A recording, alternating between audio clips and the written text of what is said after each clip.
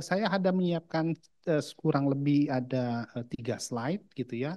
Kenapa? Karena saya mau kita melihat rentetan cerita dari sebelum kita memasuki pasal 7 ini. Dan yang menarik adalah bahwa eh, saya sangat suka pembahasan dengan model seperti ini gitu ya. Karena ini jejak-jejaknya sangat jelas, tahun-tahun Darius gitu ya. Tahun-tahun Raja Darius tadi di ayat 1 disebut pada tahun keempat Raja Darius gitu ya. Oke, kita akan mulai. Ada ada dua, Darius anak Ahasveros. Nah, ini, gitu ya, Daniel 9 ayat 1. Kalau dengan Ahasveros kita akan langsung zep gitu ya, pikir siapa tuh Ahasveros? Guru sekolah minggunya perlu belajar. Siapa yang Ahasveros? Ahasveros itu ada di Esther. Ya kan? Berarti Darius Esther itu jauh lebih tua dari Daniel, gitu ya. Oke, maka kita akan lihat ada dua pembagian, saya bagikan Israel sama dengan Yerusalem dan ada yang di Babel. Oke, tahun pertama pembangunan Bait Allah terhenti. Pada tahun pertama pemerintahan Raja Darius, pembangunan Bait Allah itu terhenti. Hagai dapat firman. Hagai 1 ayat 1. Lalu di Babel, apa yang terjadi pada tahun pemerintahan Darius yang pertama? Darius jelas di tahun pertama dia menjadi raja, lalu mengangkat 120 orang, termasuk Daniel. Gitu ya. Dan kemungkinan besar kalau beberapa teolog menyatakan 2 orang temannya itu sudah meninggal atau sedang keluar negeri gitu ya. Lalu yang kedua, Daniel berdoa. Pada tahun yang pertama Raja Darius, Daniel berdoa. Daniel pasal 9 ayat 1. Apa yang dia doakan? Dia doakan bahwa 70 tahun bait Allah itu baru akan dibangun lagi. Daniel 9 ayat 2. Lalu kita tahu cerita Daniel dalam Darius, pemerintahan pertama Darius, Daniel dicebloskan ke dalam gua singa. Gitu ya. Ke dalam gua singa lalu seharian, semalaman. Lalu Darius memanggil gitu ya, kadang-kadang guru sekolah minggu suka salah nih ceritanya, Daniel, Daniel gitu ya, padahal Alkitab bilang Darius memanggil dengan lesu, Daniel, apakah Allahmu yang kau sembah menyelamatkan engkau gitu ya. Lalu ya Tuhanku, sekala rajaku gitu ya, Daniel bilang begitu kan. Lalu ini yang menarik, Daniel pasal 6 ayat 26, kita buka ya biar kita tahu ceritanya nih, apa sih ini cerita bagaimana sih gitu ya. Daniel 6 ayat 26. Oke. 26 atau 27 gitu ya, kalau di handphone tuh ada koma-komaan tuh, kurung-kurungan. Pamela boleh baca bersama ini ya gitu. Ya.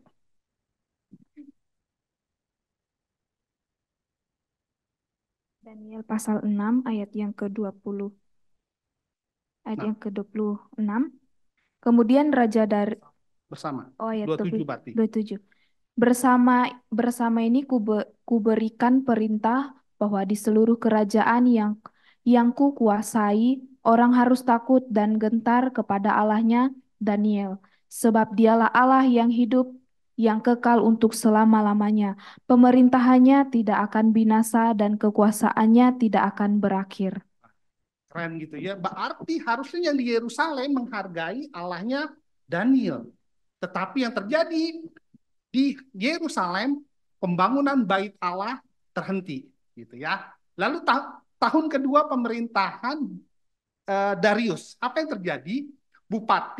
Bupatinya sosokan gitu ya, sosokan nanya kepada raja. Raja Darius mau nanya nih, bener gak tuh katanya orang Israel boleh bangun bait Allah lagi? Katanya sih dari dapat izin dari Raja Kores. Begitu ya. Lalu hebatnya Darius adalah dia tahu, dia sudah menyatakan yang tadi di Daniel 6 ayat 26, dia melanjutkan. Dia melanjutkannya dengan apa? Kita buka Ezra 6 ayat 11.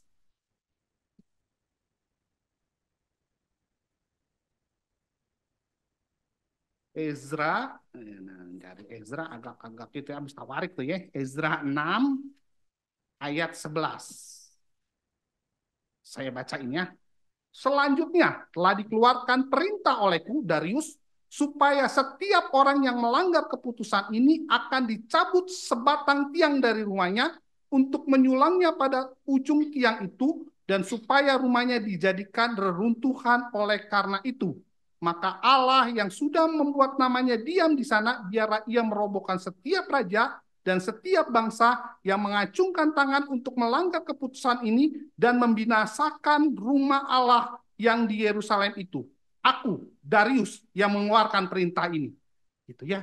Jadi pembangunan dilanjutin. Keren nggak? Keren. Tapi apa? Daniel masuk gua singa dulu. Gitu ya. Kadang-kadang kita mau jadi keren, tapi nggak mau masuk gua singa. Gitu. Itu scape yang nggak ada di Alkitab. Hagai mendapat firman.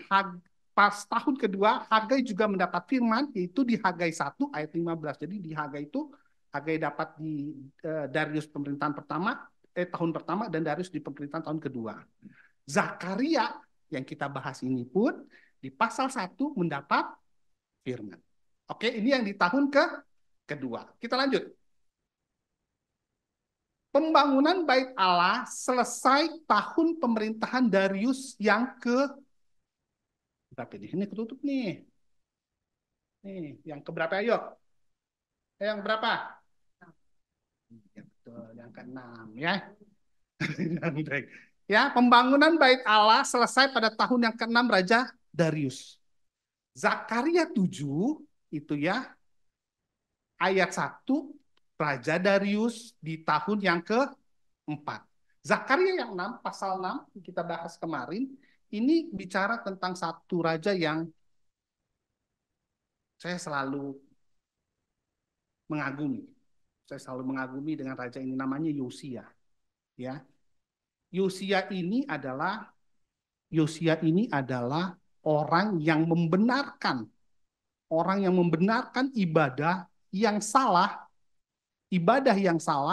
dari zaman Salomo. Oke, dari zaman Salomo sampai dengan zaman dia, yang benerin ini adalah Yosia. Jadi semua berhala dihancurin sama Yosia. Oke, nggak percaya? Kita buka 1 Raja-Raja 13 ayat 2.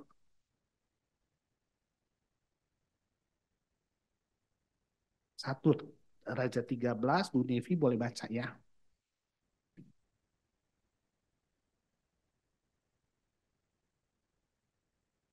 Iya, 13 ayat 2.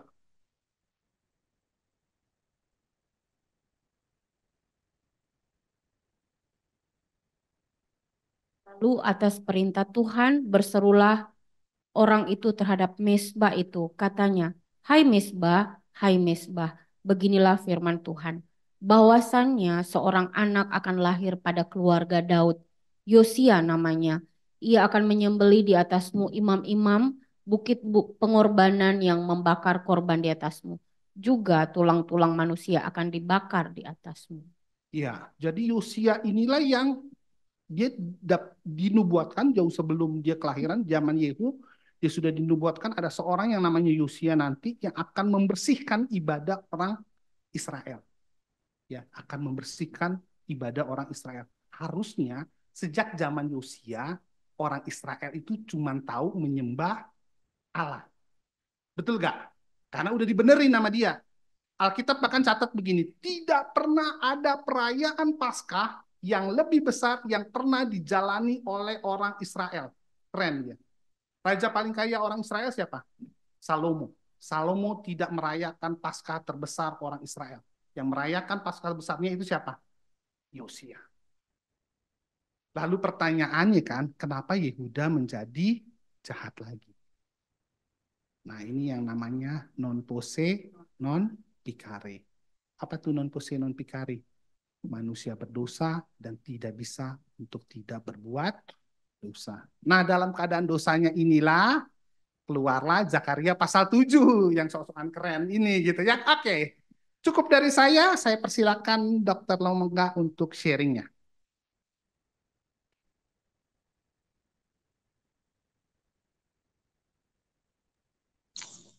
Suara saya kedengeran, Pak Jamie? Terdengar dengan baik. Oke, terima kasih. Maaf, karena saya gaptek, saya nggak bisa bikin slide-slide seperti Pak Jamie atau Pak Handoko seminggu yang lalu. Jadi saya hanya berbicara saja ya, Pak Jamie ya. Nggak apa-apa ya. Baik, Bu. Enggak apa-apa, Bu. Enggak apa-apa, Bu. Inian aja, Bu. Oke. Pasal 7 dan pasal 8 ini sebetulnya masih sambungan dari pasal 6. Jadi masih meminta supaya masih himbauan kepada rakyat Israel, umat Allah, untuk bertobat dan kembali kepadanya.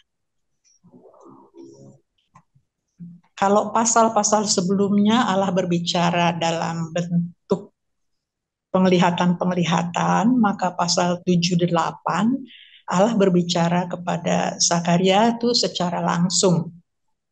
Dan Zakaria menyampaikannya kepada umat tentunya berupa khotbah barangkali ya, penjelasan. Sebetulnya isinya adalah menguatkan pasal 5 ya, untuk pertobatan. Nah, di pasal 7 ini, yang kita bicarakan saat ini adalah pasal 7. Pasal 7 ini terbagi menjadi 2 bagian. Ada 2 alinea, yaitu ayat, saya pakai TB2 ya. Saya sekarang pakai TB2 terus.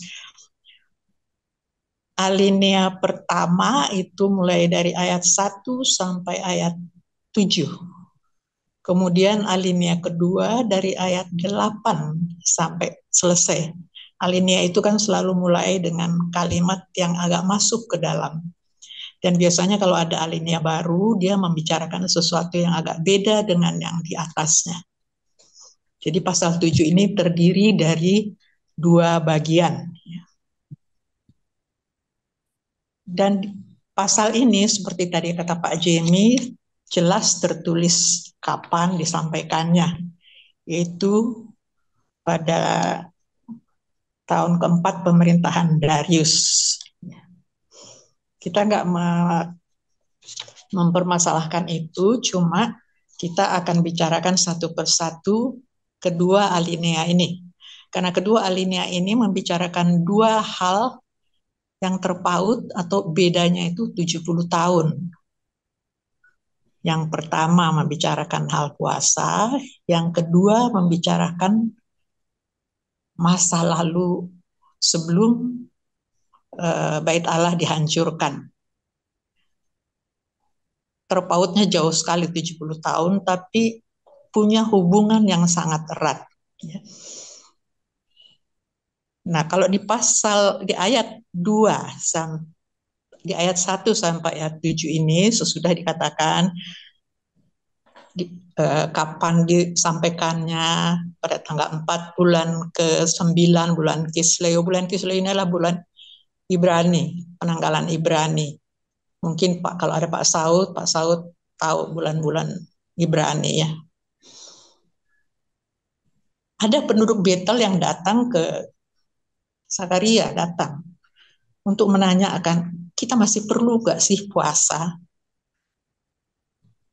Kan Bait Allah udah nggak mau dibangun lagi, bahkan udah hampir selesai. Ini kalau ini tahun keempat, sedangkan Bait Allah selesai tadi menurut Pak Jimmy itu tahun ke-6 ya, 6 tahun pada pemerintahan Darius. Apa masih perlu enggak? Nah, di sini Zakaria menjawabnya tidak mengatakan ya atau tidak, tapi balik bertanya. Karena dia ingin tahu, ini umatku ini mengerti enggak sih maksudnya berpuasa itu apa? Jadi dibalik bertanya, apakah kamu berpuasa untukku? Kamu kan makan untukmu sendiri. Tetap mungkin masih nggak mengerti, maka lalu dia meneruskan. Zakaria meneruskan. Di ayat 7 dia mengatakan, kan firman Tuhan yang telah disampaikan Tuhan Allah berkali-kali melalui perantaraan nabi yang dahulu apakah kalian sudah tidak ingat? Nah, sesudah melemparkan pertanyaan ini, kemudian Zakaria mulai kilas balik. Jadi di alinea 8 sampai selesai dia mulai kilas balik bagaimana sikap umat Israel mengenai ibadah. Berkali-kali sudah Allah mengingatkan umatnya melalui perantaraan para nabi untuk menegakkan hukum, menunjukkan kasih setia kepada sesama, jangan menindas janda dan anak yatim.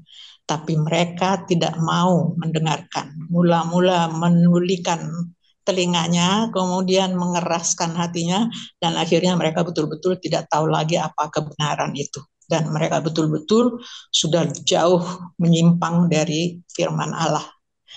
Oleh karena itulah maka Tuhan Allah menyebarkan mereka di segala bangsa, bait Allah dihancurkan, Yerusalem juga dihancurkan. Inilah khotbah dari Zakaria. Sebetulnya inti dari khotbah Zakaria ini hendak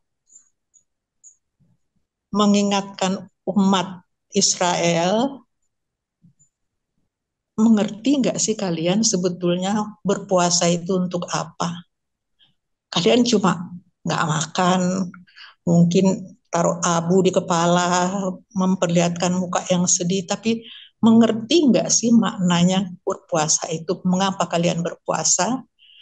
Kalian berpuasa kan untuk memperingati hancurnya bait suci dan hancurnya Yerusalem.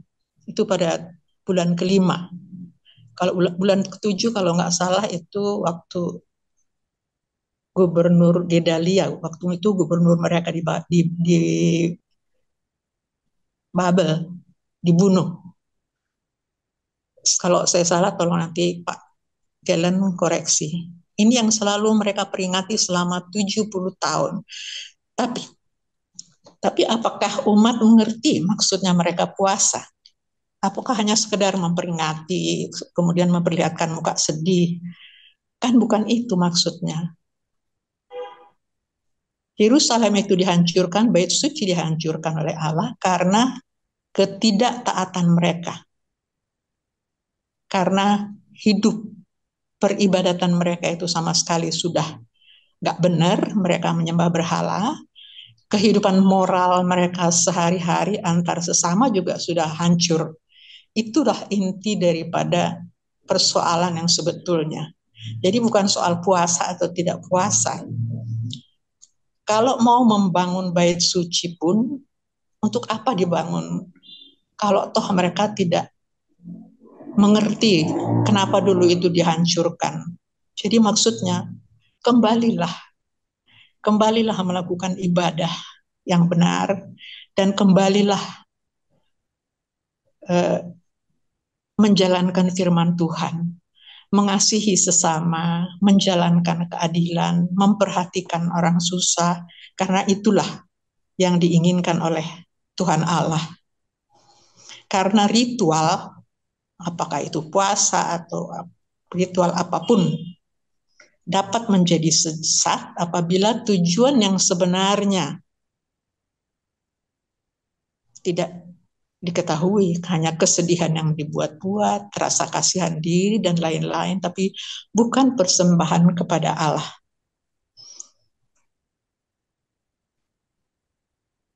Dan firman ini sudah disampaikan sebetulnya berkali-kali oleh para nabi, ya. Sehingga kalau kita lihat sebetulnya untuk apa kita meratapi kehancuran bait suci tanpa mengingat penyebab dari kehancurannya? Itu yang penting. Apa gunanya memulihkan bait suci tanpa mengingat penyebab utama kehancurannya? Jadi yang penting adalah pemahaman tentang peristiwa tersebut. Apakah akan menyadarkan umat untuk mengadakan pemulihan moral mulai dari dasar dan melibatkan seluruh masyarakat. Itu yang penting. Sebetulnya kalau kita baca, saya mencoba cari ibadah yang puasa yang benar, ibadah yang benar, itu bisa kita baca di ibadah sejati, itu bisa kita baca di Yesaya 1 ayat 10 sampai 20. Itu lengkap sekali. Juga di Yesaya 58 ayat 5 sampai 10, terutama ayat 6. Juga mengenai hal berpuasa.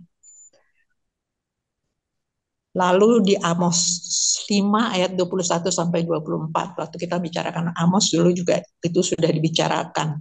Dan Mika 6 ayat 6 sampai 8. Kan Tuhan selalu mengatakan, aku tidak suka korban bakaranmu, aku benci dengan persembahan-persembahanmu. Karena pada waktu kamu melakukan hal-hal tersebut, kamu tetap berbuat nggak benar terhadap sesama. Kamu tidak menjalankan keadilan, kamu beribadah bukan kepada Allah dan sebagainya. Kita kalau mau untuk masa sekarang barangkali ada relevansinya khotbah Zakaria ini. Pada waktu kita merayakan Natal, merayakan Jumat Agung, merayakan Paskah dan sebagainya, apakah kita tahu atau memahami tujuan dari makna daripada perayaan-perayaan tersebut? Kalau itu hanya sekedar dijalankan, tapi tidak mempunyai dampak dalam kehidupan kita, tentunya dampaknya adalah kehidupan beriman kita dan kehidupan moralitas kita terhadap sesama. Itu yang penting. Kalau itu tidak benar, percuma kita mengadakan perayaan-perayaan. Jadi yang Zakaria maksudkan di sini, mereka menanyakan puasa, mengerti nggak sih mereka maksudnya berpuasa itu? Pada waktu mereka berpuasa itu untuk apa? Sebetulnya ini yang mau ditekankan oleh Zakaria. Karena yang inti daripada ajaran kitab Zakaria ini sebetulnya adalah kembalilah padaku, maka aku akan kembali kepadamu. Jadi kembalilah beribadah yang benar. Ibadah yang sejati itu bisa dibaca di Yesaya 1. Kalau sudah kembali kepadaku, maka aku akan kembali kepadamu. Dan itu nanti akan kita temukan di pasal-pasal nubuatan mesianik. Apa yang akan terjadi pada umat Israel kalau mereka bertobat dan kembali kepada Allah. Ini juga barangkali penting untuk kita, kalau kita selalu bersama dengan Allah, maka kehidupan yang indah akan kita peroleh nantinya. Barangkali itu yang bisa saya sampaikan, Pak Jimmy. Ya, terima kasih Dr. Lumongga. Jadi ada dua hal kata Bu Lumongga dalam Zakaria ini. Yang pertama, orang-orang itu bertanya, perlu nggak kami puasa? Gitu kan? Lalu dijawab, kamu mengerti puasa nggak sih? Gitu kan? Kamu ngerti nggak sih puasa itu?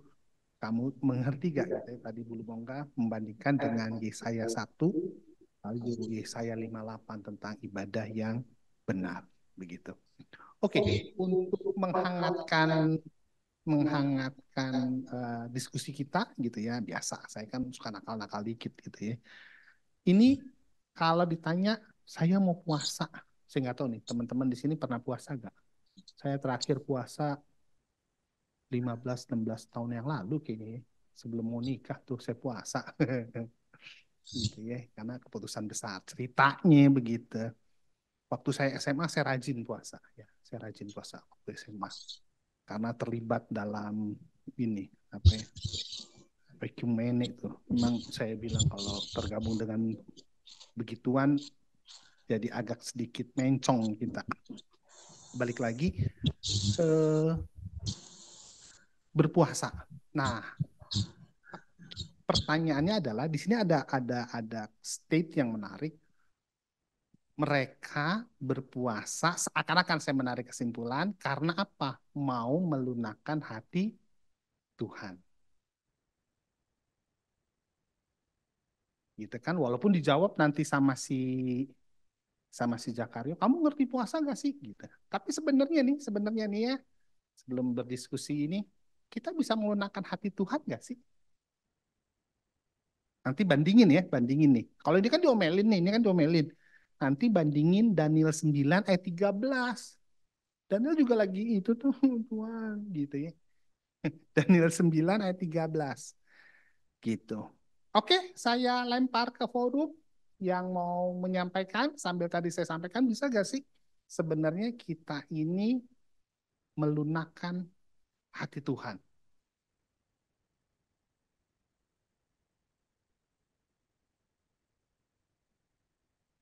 Silakan.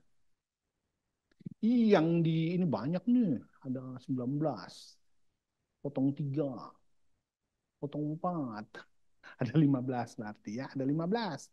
Silakan ada yang mau menyampaikan? Berdiskusi boleh atau sekedar mau jawab yang tadi saya bilang, bisa nggak sih? Tuhan itu dilunakkan hatinya, ayat berapa sih itu tadi itu? Ayat 2 ya. Untuk gitu kan, mengutus eh, serta orang-orangnya untuk melunakkan hati Tuhan, untuk menanyakan para imam gitu. Haruskah kami sekalian menangis dan berpantang dalam bulan kelima gitu. Benar bisa gak sih kita melunakkan hatinya Tuhan? Silakan.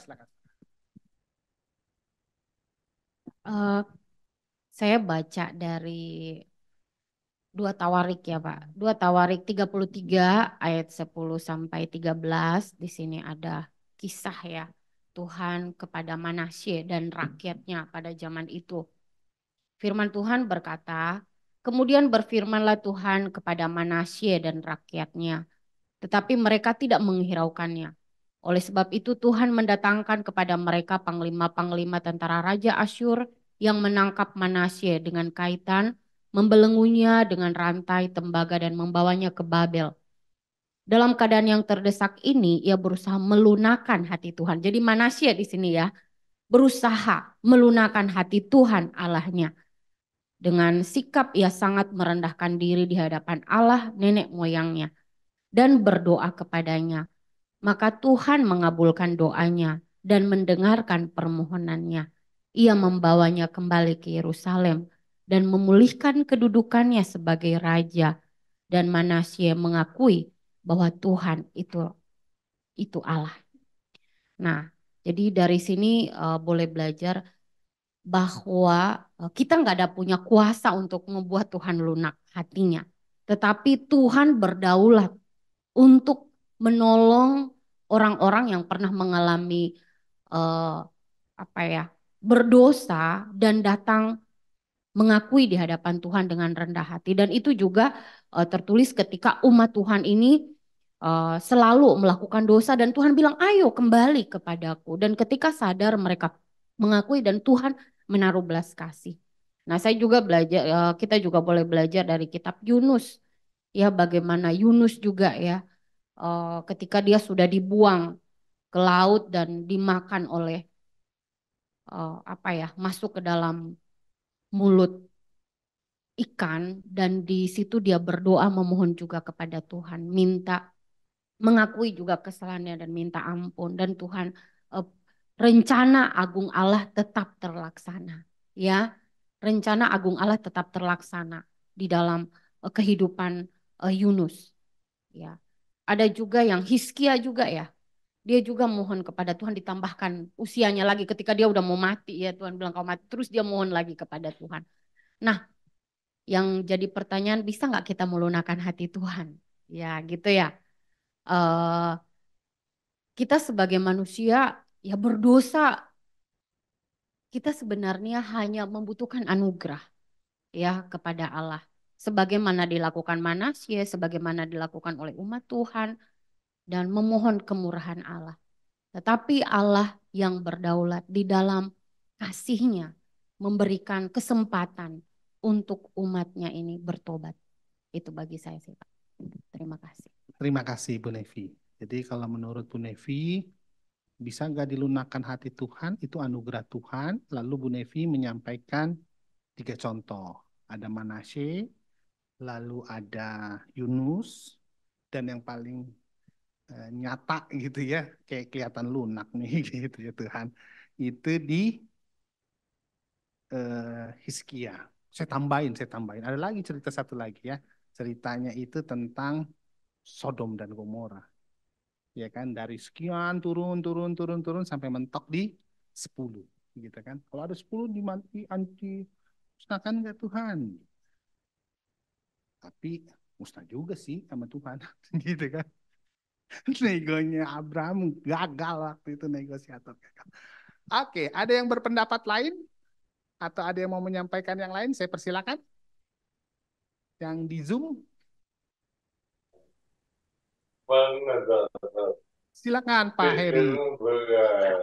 Iya, saya ambil kesempatan nih sebelum nanti saya nggak bisa banyak ngomong sambil nunggu Papa ini ada perawat juga nanti mau kunjungan mungkin. Jadi gini, sebelum jawab pertanyaan Penato Jimmy, saya melihat kerangka yang kita bahas malam ini, sudut pandang ya tidak berbeda sama Bu Lomongga, tapi ada sedikit tambahan ya, boleh ya, seperti itu. Boleh. Jadi ayat 1 sama 7 itu saya melihatnya itu adalah pribadi manusia itu sendiri. Konteksnya tentang manusia yang berdosa. Ya, seperti itu. Ayat 8 sampai 14 itu adalah hubungan manusia dengan Tuhan dan manusia dengan sesamanya. Nah, sekarang saya coba mau jelaskan sedikit mengenai ayat 1 sampai 7. Kalau kita perhatikan dimulai tadi, kita sudah singgung sedikit bahwa di tahun keempat, coba kita bandingkan dengan penglihatan Zakaria di awal-awal di pasal 1 ayat 1. Mungkin bisa tolong satu orang bacakan Zakaria 1 ayat 1. Itu disebut tahun kedua kalau salah ya, benar nggak? Nah, ada yang mau tolong bacain? Dalam bulan yang ke-8 pada tahun kedua Mandarius, datanglah firman Tuhan kepada Nabi Zakaria bin Beherek bin Ido, bunyinya. Ya, seterusnya kan itu bahas soal penglihatan sampai kepada pasal sebelum yang kita bahas ini kan, seperti itu, ada penglihatan.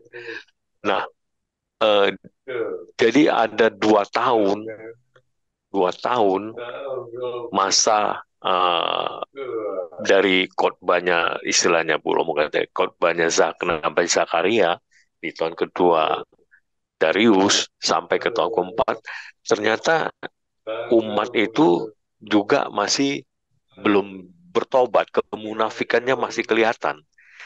Nah, kemunafikannya kelihatan, makanya ditegur, disindir tadi ya. Apa perlu kamu berpuasa seperti itu? Jadi itulah sebabnya saya melihat menyoroti ini bahwa inilah kehidupan konteksnya jemaat itu pada saat itu tentang keberdosaan mereka, kemunafikan dalam hal ini, ya melakukan seremonia keagamaan seperti itu. Ya, kalau kita belajar tadi Jimmy sudah kaitkan dengan kehidupan, Bu Lomo enggak, sorry, mengkaitkannya dengan kehidupan perayaan-perayaan kita kekristenan di event-event Natal dan lain sebagainya seperti itu. Jangan yang sifatnya cuman seremonial belaka. Nah, itu tentang keberdosaan apa konteksnya dalam umat saat itu. Bagaimana Yehuda ya dari mulai pasal 1 Zakaria ya terus sampai pasal 7 malam ini udah banyak nubuatan penglihatan yang disampaikan, tetapi tetap aja umat hidup dalam keberdosaan. Nah, ayat 8 sampai 14 tadi saya sudah sampaikan bahwa hubungan manusia umat sama Tuhan itu Tuhan titik beratkan sangat-sangat bahwa kita harus setia. Ya, kita harus setia kepada Tuhan. Jelas sekali di situ ditekankan Tuhan ingin kita memiliki kesetiaan dan cinta kasih sehingga kita mengenal Tuhan, Tuhan yang penuh kasih, kesetiaan itu menjadi penerapan kita kepada sesama. Tuhan menaruh orang-orang miskin, orang janda, yatim piatu, orang asing untuk kita layani, bukan merancang kejahatan. Kalau di situ kita lihat, bukan melakukan sesuatu yang seperti yang di ayat sebelumnya tentang keberdosaan manusia. Nah, itu yang saya lihat. Jadi banyak hal yang kita boleh belajar, minimal saya catat buat pribadi saya sendiri adalah tetap setia ya, melihat kepada kesetiaan Tuhan kepada kita. Apa yang boleh membuat kita boleh setia dan menjalankan apa yang menjadi kehendak Tuhan dalam hidup kita, hubungan kita dengan sesama, karena memang kasih Tuhan terlebih dahulu. Itu yang membuat kita harusnya melakukan apa yang menjadi kehendak Tuhan dalam hidup kita, memperhatikan sesama kita, melakukan peka ya terhadap orang-orang yang susah di sekitar kita, bisa kita membantu mereka. Dan kehidupan pribadi kita janganlah jadi orang munafik ya. Kita hanya kalau memuji Tuhan, ya saya bicara pribadi lah ya. Penerapannya buat saya kalau di gereja, di dalam melayani, berbicara, memuji Tuhan dalam ibadah soleh sekali ya. Tetapi itu harus sejalan dengan perbuatan, tidak munafik. Itu barangkali yang saya ingin sampaikan. Terus menyinggung tadi pertanyaan Jimmy, kita nggak mungkin melunakkan Tuhan, hati Tuhan ya seperti itu. Saya setuju itu. Tetapi Tuhanlah yang melunakkan hati buat kita. Tuhan penuh cinta kasih. Tuhan itu sangat akomodir, sangat mendengarkan orang yang mencintai Dia. Dan contoh tadi sudah disebutkan yang terakhir Abraham, Sodom Gomora tawar-menawar sama Tuhan. Siapa Abraham sebenarnya? Dia orang yang mendapat anugerah Tuhan. Dan bayangkan Tuhan begitu lunak mau memberi kesempatan kepada Abraham ya. Jadi bukan karena Abraham yang beriman itu membuat Tuhan mau lunak hatinya, tetapi Tuhan memang benar-benar membuka hatinya untuk yang umat yang dia kasihi, memberikan kesempatan. Banyak contoh lain lagi ya. Kalau saya boleh tambahkan Musa ya, Musa juga begitu ya. Dia juga mengetuk hati Tuhan dengan mau berkorban untuk umat seperti itu ya. Tawar-menawar, Tuhan yang hukum umat, hukum aja saya seperti itu. Itu barangkali ya yang bisa saya sampaikan. Terima kasih. Iya, terima kasih Penatua Heri. Jadi kalau melunakkan Tuhan, kita sepakat gitu ya bahwa kita tidak melunakkan Tuhan, tetapi Tuhan yang mengasihi kita gitu ya. Jadi kalau di Zakaria 7 ini kata Tuhan, kalau kemarin kamu benar-benar menjalankan puasamu dengan baik, mengasihi sesama dengan para janda, para anak yatim dipelihara, aku tidak akan memusnahkan engkau gitu ya. Dan sekarang terjadi ini dan mereka akan sedikit lagi ya, sedikit waktu lagi tuh. Jadi pada saat Bait Allah berdiri oleh Zerubabel, maka orang-orang Israel balik tuh, sebagian besar balik, walaupun ada sebagian tokoh-tokoh besarnya pun nggak balik ya. Salah satunya siapa? Daniel nggak balik tuh. Bingung juga tuh saya tuh, dampai tuh Daniel kagak balik-balik. Ya, saya persilakan, masih ada sedikit waktu, 10 menit, satu orang kalau mau menyampaikan.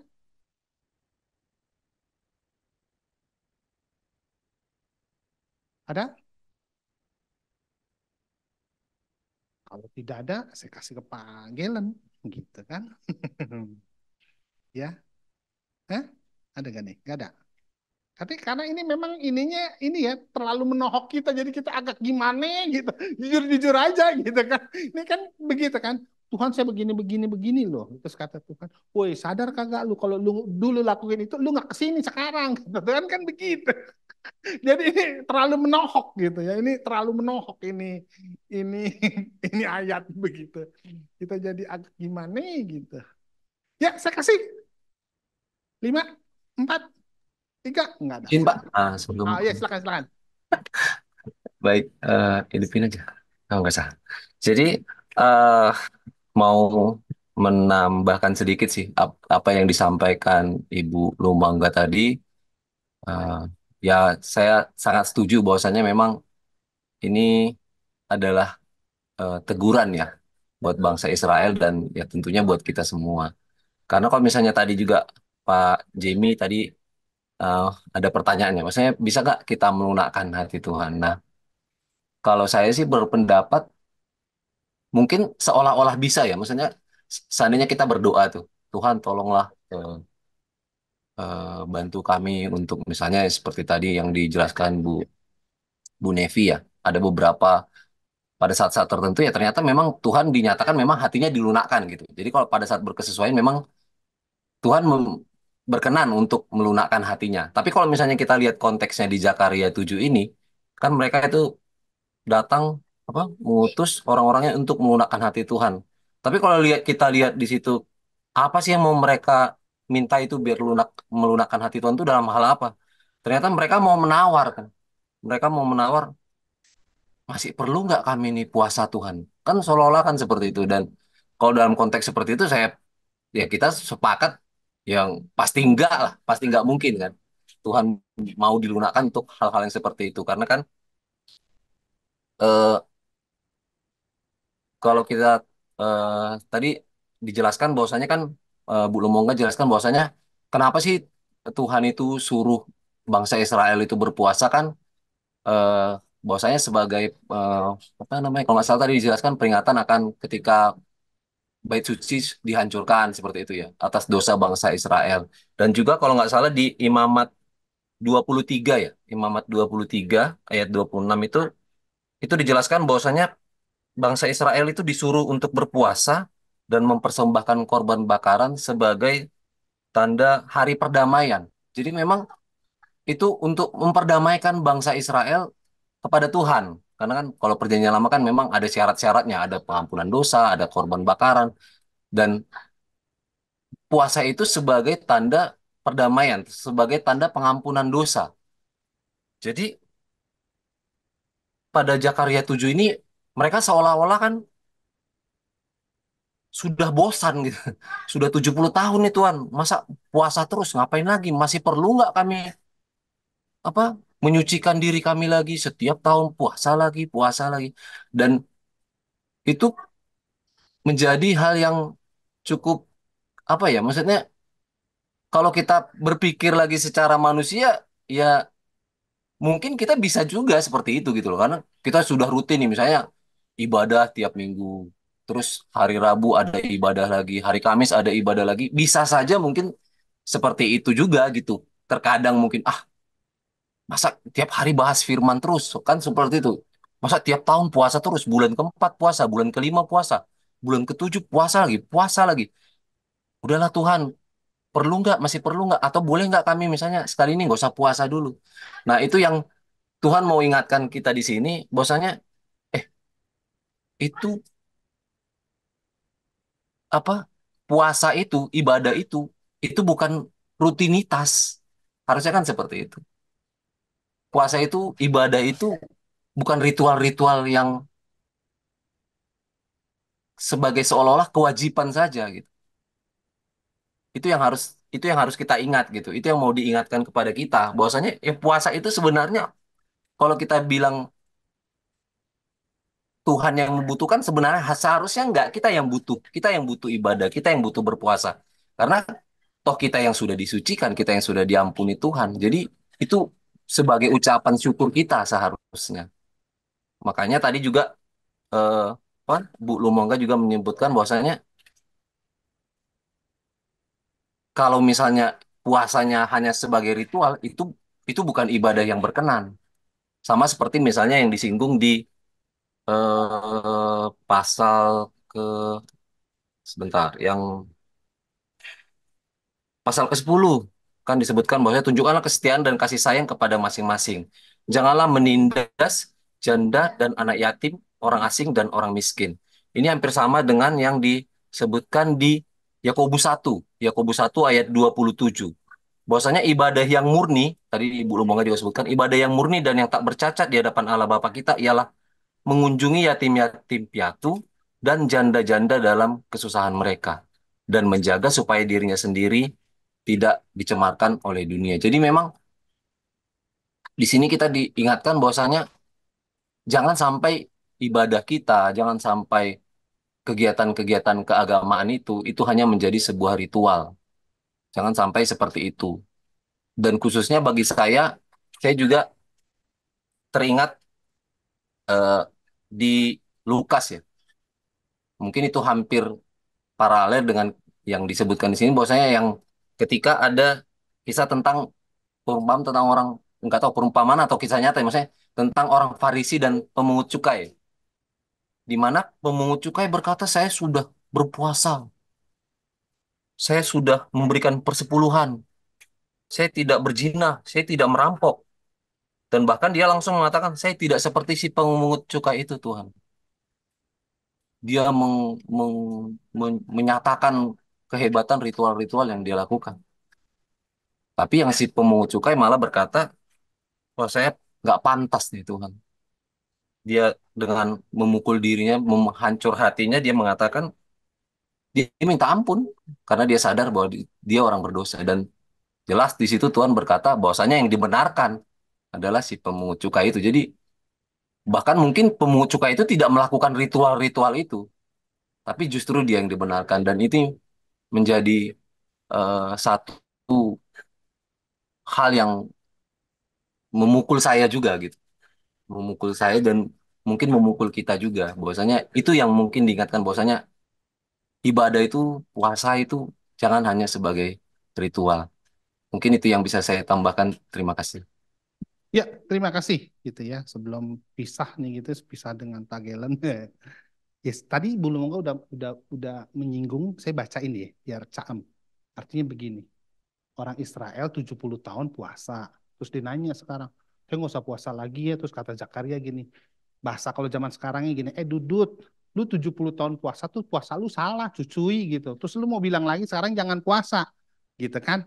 Lalu puasa yang benar itu apa? Nah ini yang Bulu Mongga tadi udah menyinggung, tapi mungkin belum dinotis saya baca ya. Yesaya 58 ayat 6 sampai 7. Bukan, berpuasa yang kuhendaki ialah engkau membuka belenggu-belenggu kelaliman dan melepaskan tali-tali kuk supaya engkau memerdekakan orang yang teraniaya dan mematahkan setiap kuk supaya engkau memecahkan rotimu bagi orang-orang yang lapar dan membawa ke rumahmu orang miskin yang tak punya rumah. Apabila engkau melihat orang telanjang, supaya engkau memberi dia pakaian dan tidak menyembunyikan diri terhadap saudaramu sendiri. Ini kan ketabok-tabok banget kita kalau baca kayak beginian kan. Oke, saya nggak mau panjang-panjang, saya kasih panggilan aja dah gitu ya, biar kita ketabok lagi.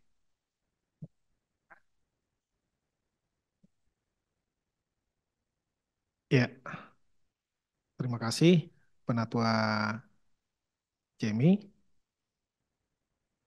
Boleh langsung Pak, langsung Pak, langsung Pak. Ya, baik. Eh,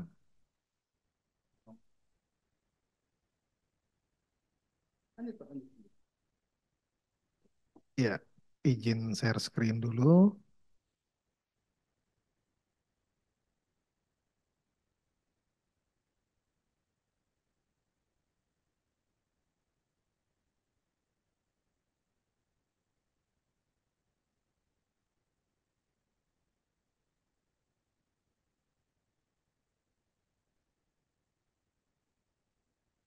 Ya, tidak banyak hal yang sulit sih ya di perikop ini, tetapi memang seperti tadi dikatakan ditabokin ya, ditabokin kita semua. Ya, yang pertama ini memang pada tahun keempat pemerintahan Raja Darius. Jadi memang zaman Darius ini tanggal-tanggalnya jelas ya. Jadi enak kalau kita mau ngelihat kronologisnya. Tadi Pak Heri sudah singgung di pasal 1 ayat 1 itu adalah seruannya, seruan pertobatan. Jadi bulan ke-8, tahun kedua. Ya, lalu mulai penglihatan itu di pasal 1 ayat ke-7. Ya, bulan ke-11, tahun yang kedua. Berarti 3 bulan nih. Ya, udah seruan pertobatan, 3 bulan kemudian datanglah 8 penglihatan yang terjadi dalam satu malam. Ya, luar biasa. Dan ini berjalan hampir 2 tahun kemudian. Ya, hampir 2 tahun kemudian datang kembali firman Tuhan kepada Nabi Zakaria. Ya, nah ini uh, bulan ke-9 ini jatuhnya kalau di tanggalan orang Israel ini antara bulan November ke bulan Desember. Ya, itu tengah-tengahnya ya. Ya, tentu tidak pas persis misalnya 15 November ke 15 Desember. Enggak gitu karena perhitungan Yahudi dari eh, bulan ya. Beda dengan tahun yang Romawi punya. Ya, jadi perhitungannya beda, jumlah harinya pun ada perbedaan. Tapi kira-kira seperti itu ya. Jadi bulan Kislew ini antara November diperkirakan ini mendekati akhir dari bulan November ya. Lalu di ayat kedua sebelum melunakkan hati Tuhan sebenarnya ada yang unik di sini ya. Kalau di bahasa Indonesianya jelas ada penduduk Betel ya, penduduk Betel mengutus Sarezer dan Regemelek ya. Tapi kalau saya baca King James Version ini agak bingung nih, bahasa Inggris malah dibilang dikirim ke rumah Allah, dibilang pasti dari kata Betel ya. Betel itu kan bait Allah artinya. Jadi terjemahan bahasa Inggris yang paling tua bilangnya ini 2 orang ini diutus ke bait Allah ya. Tapi kalau di dalam terjemahan bahasa Indonesia baik TB maupun TB2 no debat ini. Jadi ada tempat namanya Betel. Ya, tentu penduduk umat Tuhan atau orang Yahudi yang ada di Betel yang mengutus mereka. Nah, siapa mereka ini juga dicari tempat lain ya adanya di sini. Rege Melek itu di dalam bahasa lain dibilang juru bicara raja. Ya, Melek mungkin dari kata malak gitu ya. Ya, pokoknya uh, di bahasa lain itu dibilang juru bicara raja. Nah, menarik dikatakan untuk melunakkan hati Tuhan. Ya, nanti kita diskusikan sedikit tentang itu. Uh, Firman Tuhan datang 2 kali kepada Zakaria. Memang dibilang firman Tuhan datang kepada Zakaria atau kepadaku 3 kali disebut. Tapi yang ayat 1 dan ayat 4 itu bicara hal yang sama. Ya, bicara hal yang sama. Di situ ada ayat-ayat yang berbicara di ayat 2 dan ayat 3. Kemudian ayat 4 dibilang lagi datanglah firman Tuhan semesta alam kepada eh, Nabi Zakaria ya, yang pertama yang disampaikan Tuhan adalah kritik Tuhan kepada Israel. Ya, karena mereka melakukan ritual bukan untuk Tuhan, tapi untuk dirinya sendiri, ya, untuk kepentingan diri sendiri, bukan untuk kemuliaan nama Tuhan. Dan yang kedua, di sini di ayat 10 tadi ya, ayat 10 ya, dan ayat 9 dan ayat 10 dikatakan Tuhan memerintahkan untuk menegakkan hukum yang benar, menunjukkan kasih setia dan kasih sayang satu sama lain, tidak menindas janda, tidak menindas anak yatim, pendatang, orang miskin, dan jangan merancang kejahatan satu dengan yang lain, yaitu firman Tuhan yang secara eksplisit diberikan kepada Zakaria. Nah, dan ini yang saya ambil dari sabda, ya. Hukum Allah mewajibkan itu uh, untuk berpuasa 1 hari setiap tahun. Ya tadi Pak ya, Yandoko sudah singgung juga ya. Di Imamat 23 ayat 27 itu dibilang pada uh, hari yang ke-10 pada bulan yang ke-7. Yaitu jelas uh, literally di Imamat 23 ayat 27 itu. Itu jadi sudah berjalan lama sejak zaman Imamat.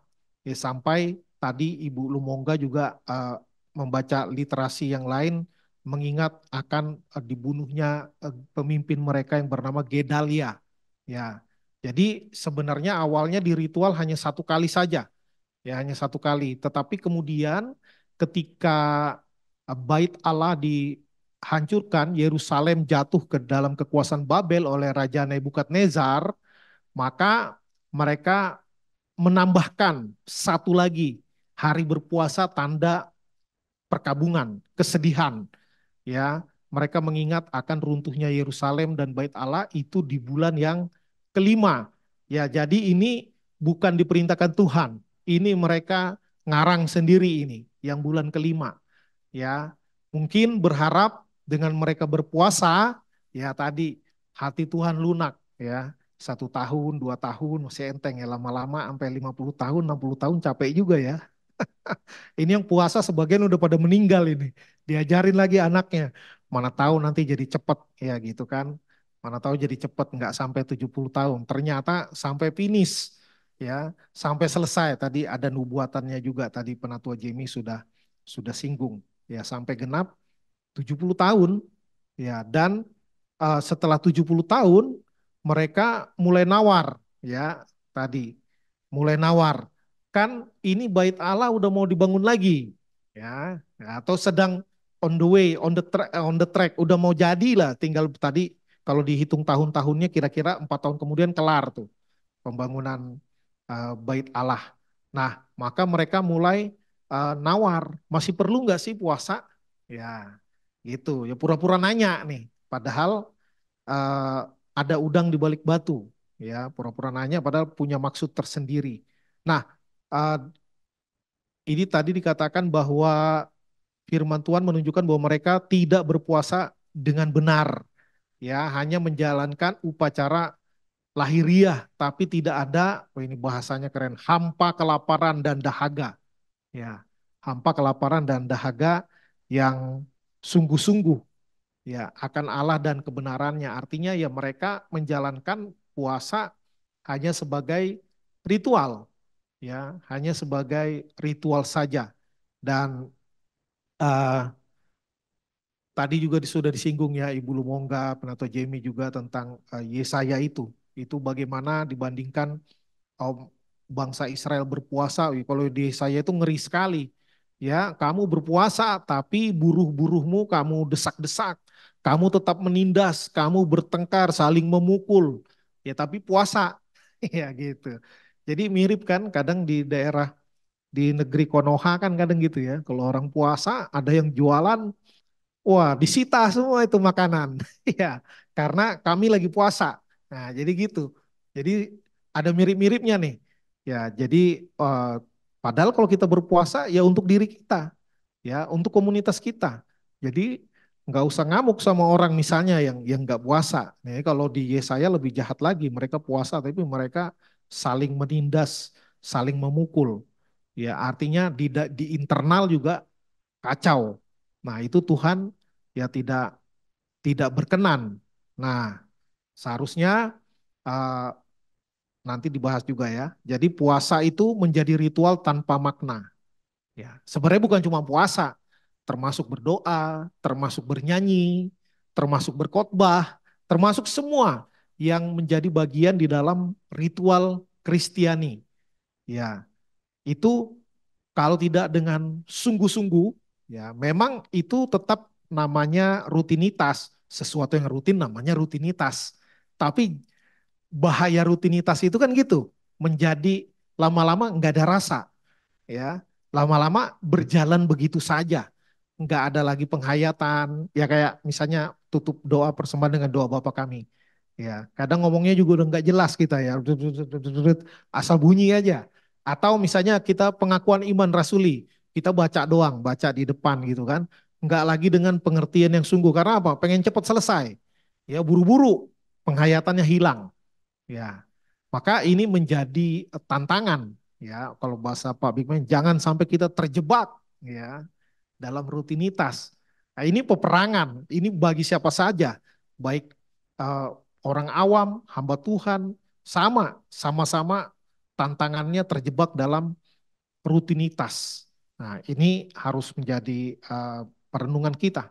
Kemudian kesalehan personal dan kesalehan sosial harus simultan ya, baik secara pribadi maupun secara komunal kelompok ya harus simultan dan nggak berhenti di situ ya, sosialnya juga harus kelihatan ya, harus kelihatan, karena itu eh, orang percaya tidak bisa hanya kumpul di Menara Gading dibilang, makanya Tuhan kasih ilustrasi itu menjadi garam dan terang ya, garam itu yang ngerasain bukan garamnya, yang bukan garam yang ngerasain ya, kalau garam di sayur yang ngerasain orang ya, bukan si garam.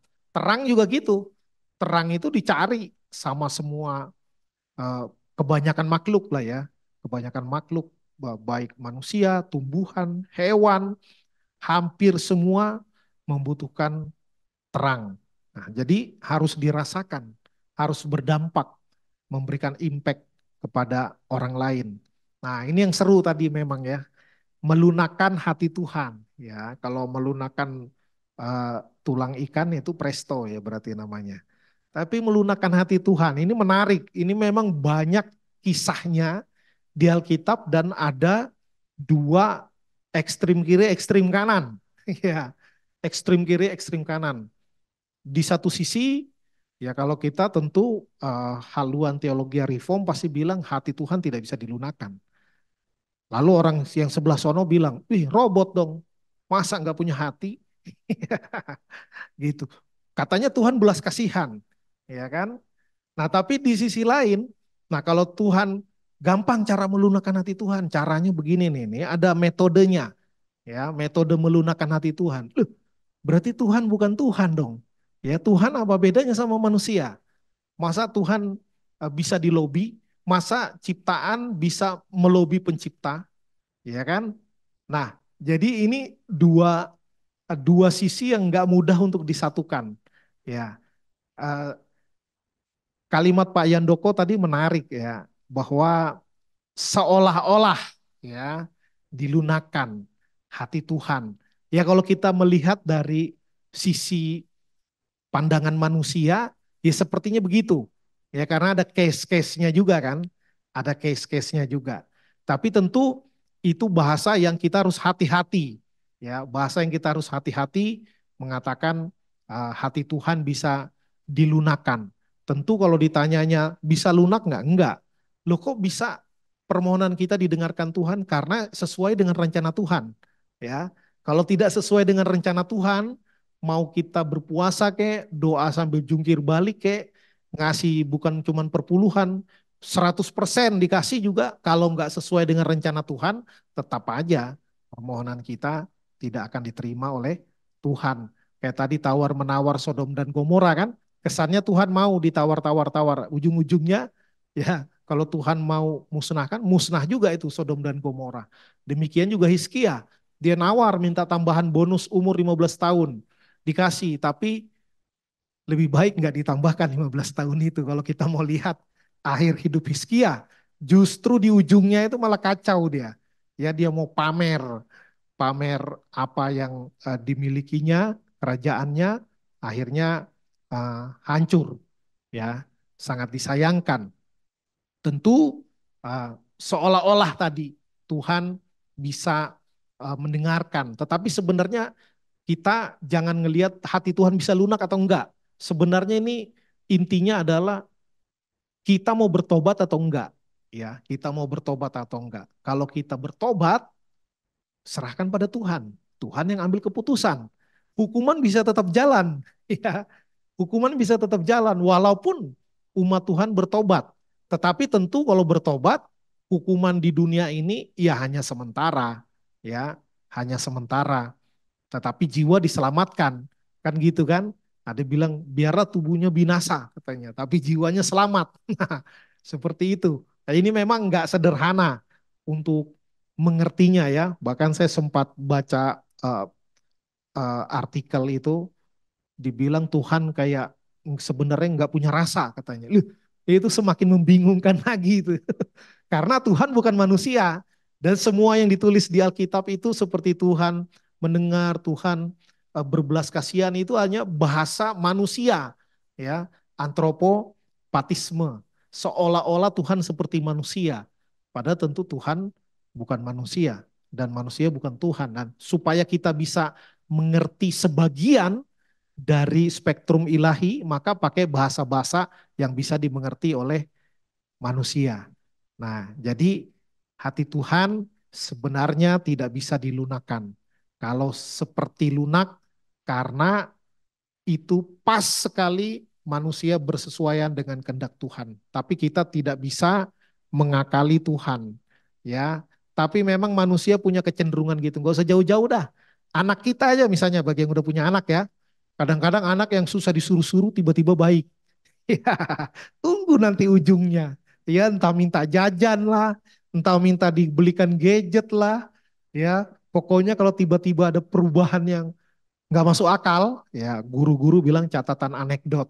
Ya, itu biasanya ada sesuatu. Ya, ada sesuatu. Nah, itu anak-anak. Seringkali kita kepada Tuhan juga gitu. Ya, kalau kita lagi ada pergumulan, wah mulai dah. Ya mulai. Ada yang pakai nazar. Ya kayaknya pakai nazar paling afdol ini. Karena ada di Alkitab ini. Kita kasih janji sama Tuhan. Supaya apa? Supaya Tuhan kasih. Ada nggak yang orang bernazar dikabulkan Tuhan? Ada. Ada nggak yang tidak dikabulkan Tuhan? Banyak. Ya, maka Tuhan menilai. Jadi kedaulatannya di Tuhan. Keputusan akhir ada di Tuhan, ya, entah nanti dikabulkan seluruhnya atau dikabulkan sebagian. Ya kalau gambaran umum kayak di pengadilan lah, terdakwa misalnya tuntutannya 20 tahun misalnya, ya itu bisa 20 tahun, bisa kurangnya sedikit, bisa kurangnya banyak. Yang menentukan siapa? Hakim. Ya, si terdakwa cuma bilang saya menyesal, ya, saya mengakui perbuatan saya menyesal. Tapi dikurangi atau tidak terserah hakim, bukan terserah si terdakwa. Begitu juga kita kepada Tuhan. Boleh nggak kita memohon? Boleh, ya. Boleh nggak kita berpuasa karena ada pergumulan? Boleh. Ya, tapi jangan nanti kalau berhasil sesuai dengan apa yang kita harapkan, lalu kita bilang, oh metodenya pakai puasa, ya lebih afdol, gitu kan? Walaupun memang bagi yang pendukung puasa bilang itu Tuhan Yesus bilang kok jenis ini harus dengan doa dan puasa, ya itu satu satu kali begitu, tapi bisa jadi diulang-ulang. Jadi tidak mungkin Tuhan kasih seperti formula yang pasti jadi, enggak. Kalau gitu berarti tergantung formulanya, bukan tergantung Tuhannya, enggak begitu, ya. Orang berdoa, orang bisa sembuh. Orang berdoa, orang yang didoakan bisa mati. Tapi biasanya minta doanya, minta kesembuhan. Ya, jadi serahkan kepada kedaulatan Tuhan. Kita boleh berusaha. Ya, Tuhan tidak bisa dikelabui dan Tuhan tetap berdaulat. Ya, lalu di ayat 11 dan 12 di sini terlihat betapa kerasnya hati bangsa Israel. Ya, ini pakai deskripsi yang mirip semua nih, tapi karena begitu kerasnya pakai berbagai-bagai kalimat, tidak mau menghiraukan, memberontak dengan meninggikan bahunya. Ini kalau digambarkan gimana ya? Kayak gini kali ya. Meninggikan bahu. Kayak ditanya, kamu lihat charger papa enggak? Ya, enggak ngomong tapi enggak tahu gitu ya, atau bodoh amat gitu, tapi pakai pakai ternyata gaya begitu udah dari dulu ada ya. Meninggikan bahu. Ya, lalu menulikan telinganya supaya tidak mendengar, ya. Pura-pura budek kalau orang zaman sekarang, ya. Kadang-kadang anak-anak kalau diminta tolong gitu pura-pura nggak dengar gitu ya. Itu menulikan telinganya supaya tidak mendengar. Ya, mendengar ini tentu di bahasa Alkitab seringkali kaitannya dengan ketaatan. Ya kayak Jumat lalu Ibu Nevi sempat bilang ya, di Indonesia dibilang sungguh-sungguh mendengar, tapi di bahasa Inggris dibilang completely obey. Ya tentu sebenarnya di dalam bahasa Indonesia juga kalau yang mengerti itu makna dengar itu sekaligus taat. Makanya guru sekolah minggu zaman dulu dibilang jadilah anak yang dengar-dengaran gitu kan. Dengar-dengaran itu bukannya pendengarannya bagus, maksudnya itu mendengar dan menaati. Itu maksudnya dengar-dengaran. Lalu ini juga ada yang menarik nih, membuat hati mereka keras seperti batu amril. Ya, kalau di Alkitab TB itu di ayat 12 bilang batu amril. Tapi kalau di TB2 udah enak batu intan. Ya, batu intan. Di ayat lainnya ada yang bilang batu andaman. Ini bingung nih. Amril, Andaman. Ya, saya tahu ada nama orang, nama Amril. Ya, tetapi ternyata artinya batu intan. Ya. Kita bersyukur ada TB2 nih. Jadi saya juga baca TB2. Jelas ya, batu intan di ayat ke-12. Sampai dipilih kata batu intan. Batu batu ini adalah batu yang paling keras ya, yang dikenal di zaman PL ya. Sampai di terjemahan Alkitab yang terbuka juga pakai kata batu intan ya. Nah, em, sampai sekarang sebenarnya batu intan masih salah satu yang paling keras ya.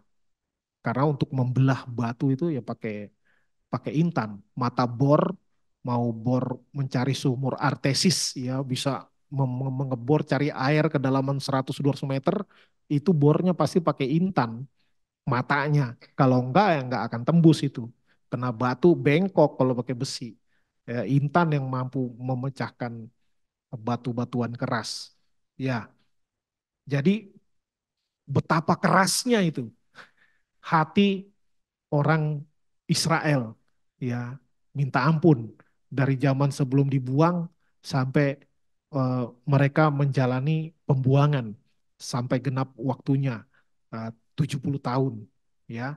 Jadi panggilan Allah oleh rohnya melalui para nabi yang dahulu adalah untuk keadilan, kemurahan dan belas kasihan. Tetapi umat dengan keras kepala tidak mau taat. Kemudian ketika hukuman tiba sudah terlambat untuk bertobat.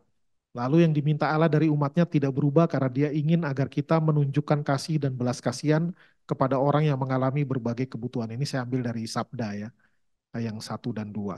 Lalu ini, ya ayat 13-14, akibat tidak taat pada peringatan dan perintah Tuhan. Tuhan tidak mendengarkan pada waktu umat Israel memanggilnya.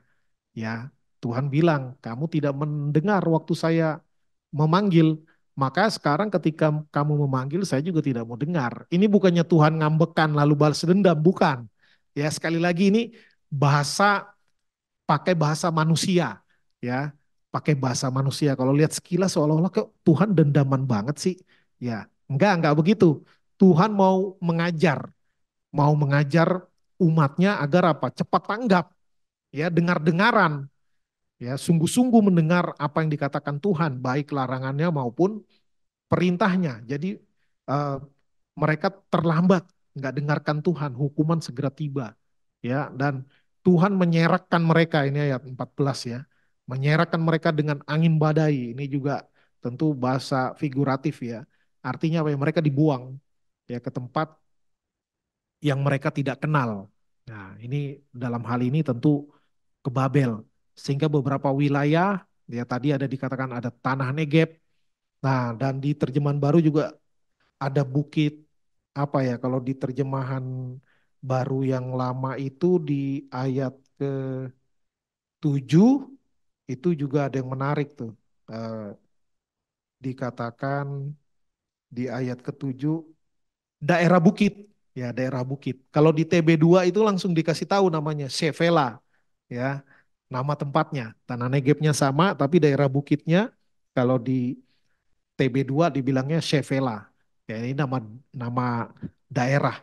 Ya kemudian jadi kota mati lah istilahnya, jadi reruntuhan karena udah ditinggalkan cukup lama dan akhirnya yang tadinya maju ya ramai akhirnya menjadi sunyi sepi.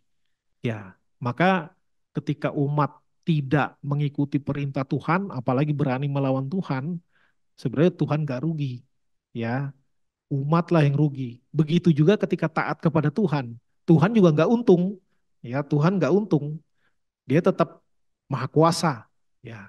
Yang untung adalah umat, ya.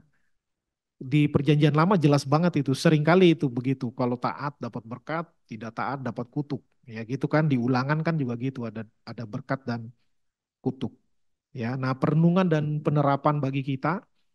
Nah ini, haruskah Tuhan menghukum dulu baru kita mau bertobat?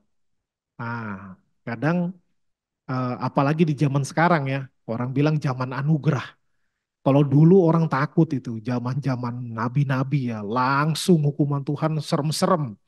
Ya, ada salah kena pembuangan Babel, ya kan? Lalu bisa Datan, Korah, Abiram, bisa bumi apa dataran di daerah mereka terbelah, lalu orang yang jahat langsung masuk ke dalam. Waduh, Ananias Safira ya menipu rasul, korupsi uang sendiri, ya, korupsi uang sendiri, langsung mati. Ya, kalau begitu terus orang pasti takut itu. Tapi di zaman anugerah ini malah orang jadi cenderung mulai nggak apa-apa kok. Selalu ada kesempatan kedua. Ya, selalu ada second chance katanya gitu ya. Wah, Tuhan jadi seolah-olah zaman anugerah ini Tuhan ngemis-ngemis minta tolong agar umat bertobat. Ya, jangan salah. Sekarang Tuhan menahan ya, tetapi hukuman tetap disiapkan. Ya, kalau kita terlalu kepedean, hati-hati ya, hati-hati. Ya, antara iman sama kepedean ini kadang-kadang susah dibedakan. Ya, kadang-kadang dia bilang eh, yakin masuk surga, yakin. Ya, coba kita mikir benar-benar deh.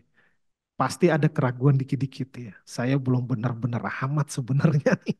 Waduh, gimana ini? Nah, tapi justru kadang yang berpikiran seperti itu bisa lebih saleh nanti hidupnya. Ya, karena dia nggak main-main. Nggak mungkin kekudusan dengan dosa itu bisa bersanding. Nggak bisa, pasti bertanding itu. Ya, nggak mungkin bisa bersama-sama. Nah, maka sebaiknya bertobat duluan. Ya, jangan sampai Tuhan hukum. Ya, ketika hati nurani mengingatkan, ketika firman Tuhan mengingatkan, ketika khotbah menegur, cepat berbalik sebelum hukuman Tuhan berlaku. Ya, jangan sampai nanti pas kita bilang mau bertobat, Tuhan bilang udah terlambat.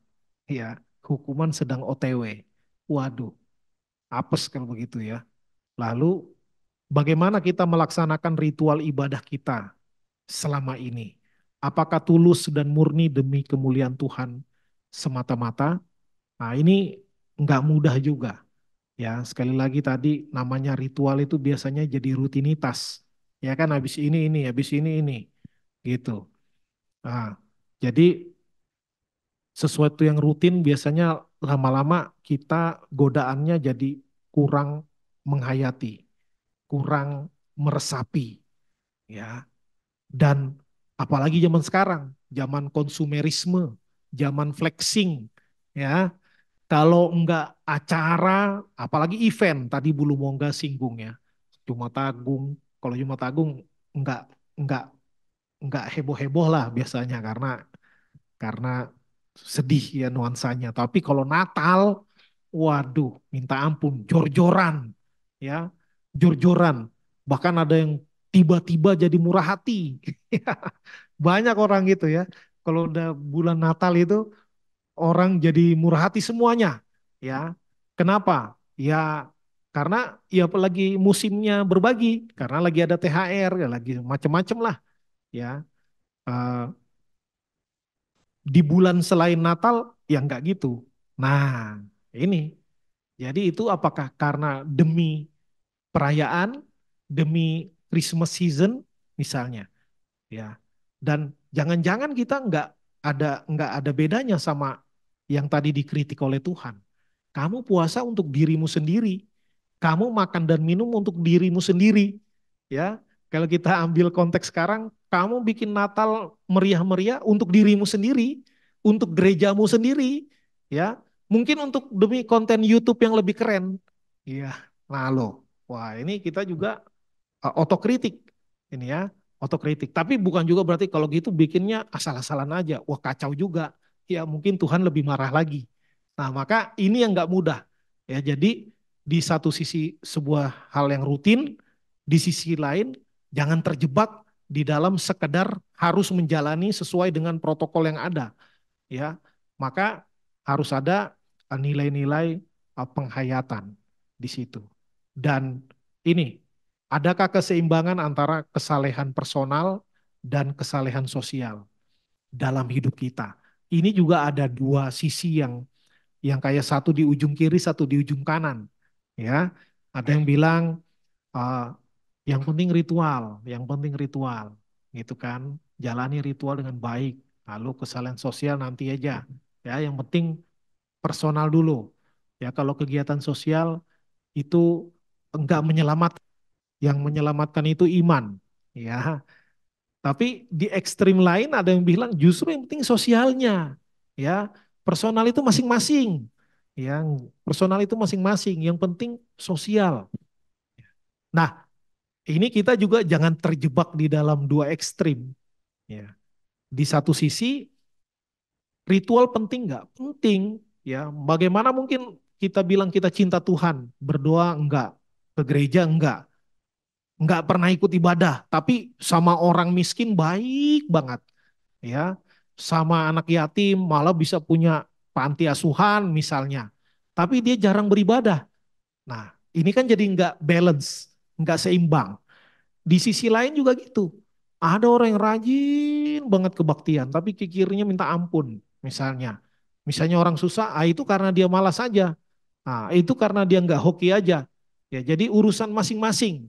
Gitu. Hidup itu urusan masing-masing. Nah, ini juga terjebak di sisi yang salah juga.